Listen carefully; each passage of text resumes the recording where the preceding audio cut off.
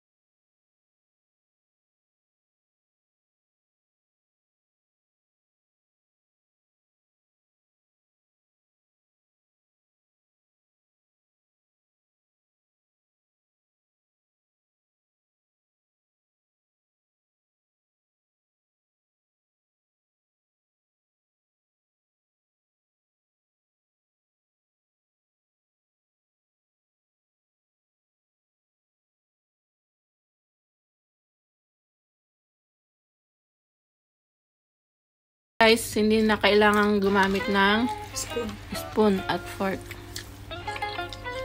Sarap kumain. Kain! Mahap ng buro, no? Gusto nyo? Timple niya. Grabe itong bura to. Saka lang tayo nakakakain pag may dumating galing Pinas, ha. In fairness, ha. Lalo na kamo nung walang, ano. Ngayon, no need na. No need.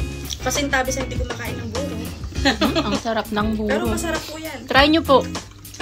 Pwede siyang, ano, pamaris sa mga pritong isda, pritong gulay, o kaya yung mga nilagang gulay, isawsaw nyo lang siya.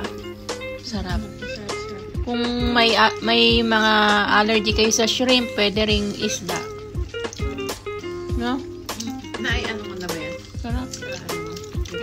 Hindi. Hindi. Wala. Hindi ko na... Yan mo sana. Sabihin ko sana na gagawa ako ng iba. Kasi may mga may mga umorder. Pwede pang negosyo. Pwede po kayong umorder. Shout out lang po dyan. Sarap. Sarap talaga. Kain po.